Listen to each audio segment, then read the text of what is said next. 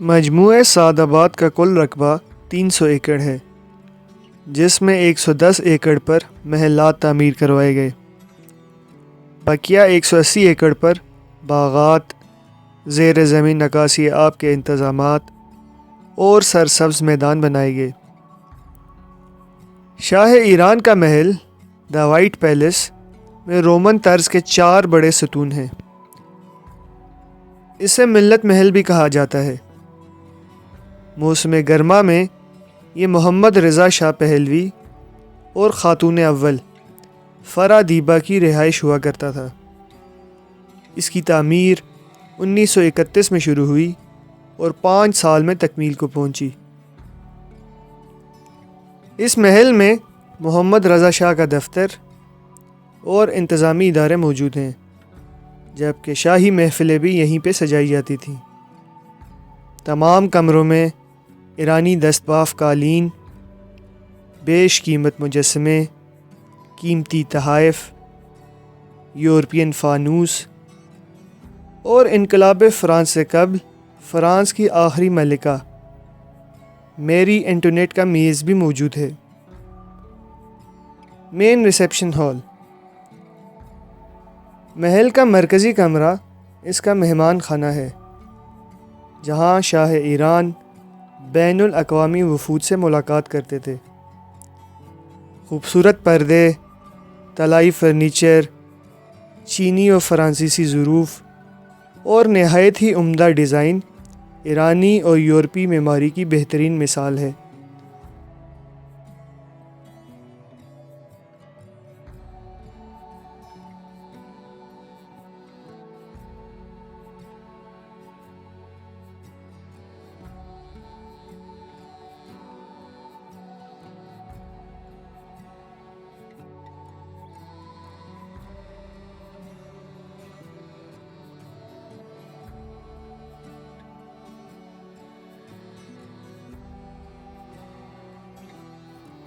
ملکہ فرح دیبا کا کمرہ نہایت ہی عمدہ ہے۔ ملکہ کا بیڈ، ان کے استعمال میں رہنے والی اشیاء اور پرفیومز بھی اس میں محفوظ کیے گئے ہیں۔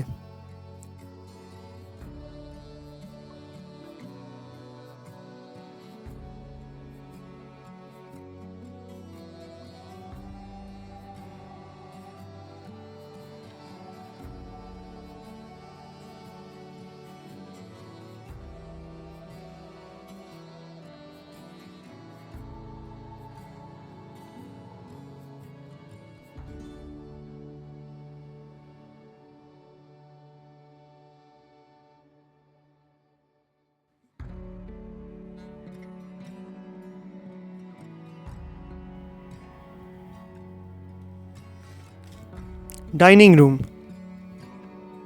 ایک لمبا بینکویٹ ہال، جس میں ایک بینکویٹ ٹیبل، چینی ظروف، ایرانی کارپیٹ، شاہ ایران کے ذوق کی جھلک ہیں۔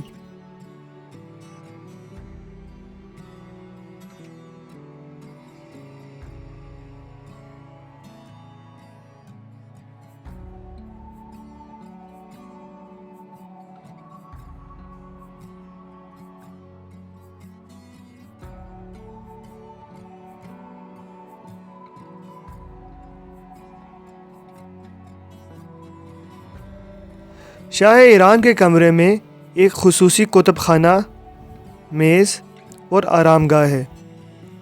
خاندان کے افراد کے لیے خصوصی ہال بھی ہے۔ پلے روم، جہاں فراغت کے اوقات میں سنوکر کھیلا جاتا تھا۔ مین ہال کی چھت کی دیوار پر فردوسی، جو کہ ایران کے ایک معروف شاعر ہیں، ان کی کتاب شاہنامہ سے ایک رباعی کو پینٹنگ کی صورت میں ڈھالا گیا ہے۔ کسی دور میں ان سنگ مرمر سے بنے در و دیوار میں یہ محل زندگی سے بھرپور تھا۔ وزراء ریشمی پوشاک میں ملبوس راہداری میں چہل قدمی کرتے تھے۔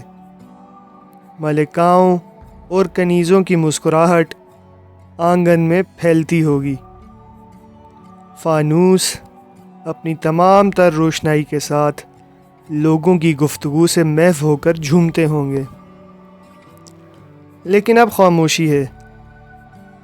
در و دیوار اب بھی موجود ہیں، فانوس اب بھی چمک رہے ہیں، لیکن آوازیں مدھم ہو چکی ہیں۔ کمرے خالی ہیں، لیکن آنکھیں بند کریں تو اب بھی انہیں سن سکتے ہیں۔ مسرت کی مدھم آواز، طاقت کی سرگوشی، ایک عظیم سلطنت کی بے چین روح۔ اس محل میں اب بادشاہوں اور ملکاؤں کی ضیافت نہیں ہوتی، لیکن یہاں دیوانے، سیاح اور وہ لوگ جو اس کی سرگوشی کو دھیان سے سنتے ہیں آ کر وقت گزارتے ہیں۔ اس موقع پر عمر خیام کی یاد آتی ہے۔ آن قصر کے جمشید در او جام گرفت، آهو بچه کرد و رو به آرام گرفت. بهرام که گور می گرفتی همه عمر، دیدی که چگونه گور بهرام گرفت. آن قصر که چرخ همی زد پهلو، بر درگه آن شاهان نهادندی رو. دیدیم که بر کنگرش فاخته ای، بنشسته همه ای گفت کہ کو کو کو کو. عمر خیام فرماتے ہیں وہ محل کہ جس میں جمشید جام تھامتا تھا ایک ویرانے میں تبدیل ہو گیا ہے۔ ہرن نے اس کے آنگن میں بچے دے دیے اور روبے آرام سے سو گئی۔ بہرام جو تمام عمر شکار پر نکلتا تھا، دیکھا خود کیسے موت کا شکار ہو گیا۔ وہ محل جو آسمان سے باتیں کرتا تھا اور وسعت و زیبائی سے تعمیر کیا گیا تھا، جس میں بادشاہوں کی درگاہ ہوا کرتی تھی اور لوگوں کی توجہ کا مرکز تھا، ہم نے مشاہدہ کیا ہے کہ اس کی منڈیر پر ایک فاختہ بیٹھی ہے اور صدا دے رہی ہے، کہاں ہیں کہاں ہیں کہاں ہیں کہاں۔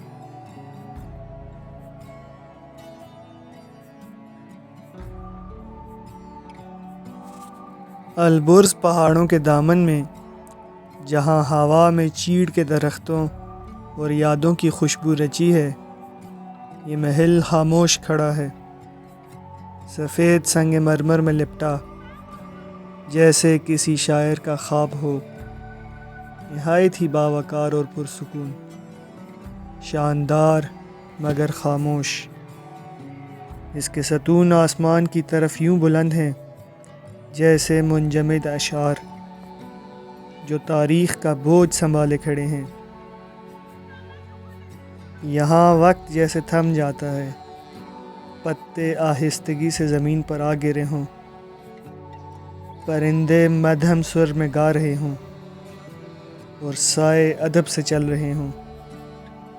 کبھی شاہی سواریاں اس کے دروازے پر رکتی تھیں، لیکن آج صرف سیاحوں کے قدموں کی چاپ ہے۔ مگر ہوا اب بھی درختوں سے سرگوشیاں کرتی ہے، جیسے ان بادشاہوں اور ملکاؤں کو پکار رہی ہو جو کبھی یہاں رہا کرتے تھے۔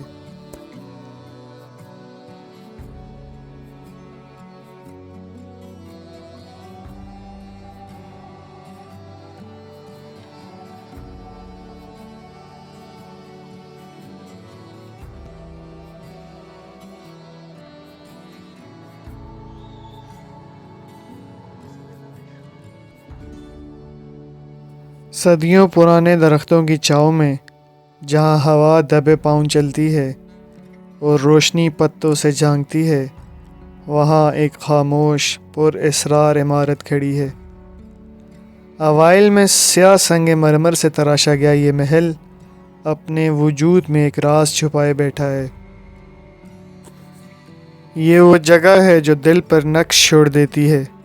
ہر پتھر، ہر دیوار گویا صدیوں پرانے خوابوں کا امین ہو۔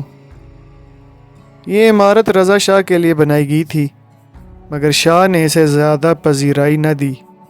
شاید انہیں معلوم تھا کہ یہ جگہ کسی اور مقصد کے لیے بنائی گئی ہے، فن کے لیے۔ جیسے ہی آپ عمارت کے قریب پہنچتے ہیں، آپ کو درختوں کے درمیان بہار کا منظر اپنی گرفت میں لے لیتا ہے۔ رنگ برنگے پھول جنہوں نے سنگ مرمر کی گہرائی کو بھی نرم کر دیا ہے، جیسے کسی خاموش دعا کا جواب۔ لال، پیلے، نیلے اور جامنی رنگوں کے جھرمٹ، گویا ہر پھول ایک مصور کی پینٹنگ ہو جو زندہ ہو گئی ہو۔ آپ اندر قدم رکھتے ہی ایک الگ دنیا میں داخل ہو جاتے ہیں۔ تصویریں ہیں، مجسمے ہیں، مگر ان سب سے بڑھ کر احساس ہے۔ دیواروں پر آویزاں فن پارے آپ کو دیکھتے ہیں جیسے آپ کا امتحان لے رہے ہوں۔ یہاں صرف ایرانی فنکاروں کے شاہکار نہیں، بلکہ دنیا کے تمام مصوروں کی پینٹنگز ہیں۔ کچھ تصویریں تاریخ کی کہانیاں سناتی ہیں، کچھ رنگ خاموش چیخیں ہیں، اور کچھ خاکے محبت کے نغمے۔ روشنی مدھم ہے، لیکن نظر کی روشنی تیز ہو جاتی ہے۔ یہاں وقت رک سا جاتا ہے۔ آپ گھڑی نہیں دیکھتے، آپ لمحے محسوس کرتے ہیں۔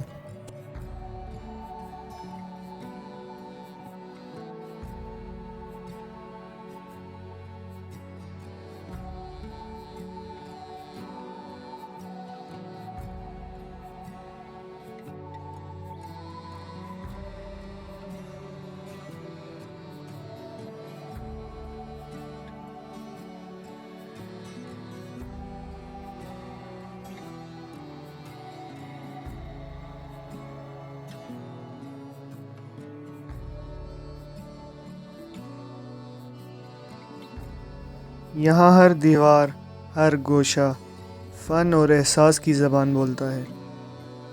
یہ عجائب خانہ صرف دیکھنے کی جگہ نہیں، بلکہ احساسات کی عبادت گاہ ہے۔ یہاں آئل کینوس پر بنائی گئی تصویریں نہایت ہی شاندار ہیں، جیسے مصور کی دل کی دھڑکن۔ تیل کے رنگ گہرے ہوتے ہیں، گویا جذبات کو جذب کر لیں، اور یہ وقت کے ساتھ پختہ ہو جاتے ہیں، جیسے پرانی یادیں جو کبھی دھندلی نہیں ہوتی۔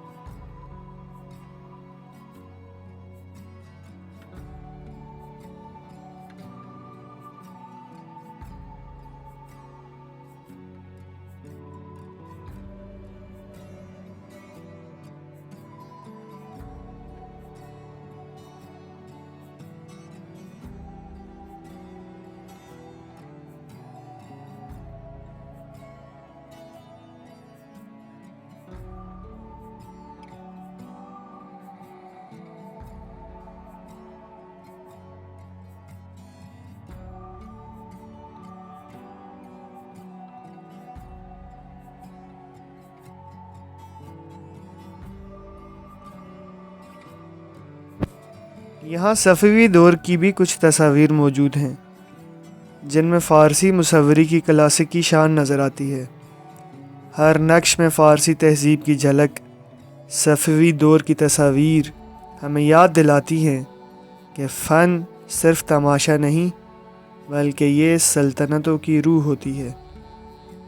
کچھ خواتین کی تصاویر بھی موجود ہیں، اداس مگر باوقار، کچھ آزادی کے خواب آنکھوں میں سجائے ہوئے۔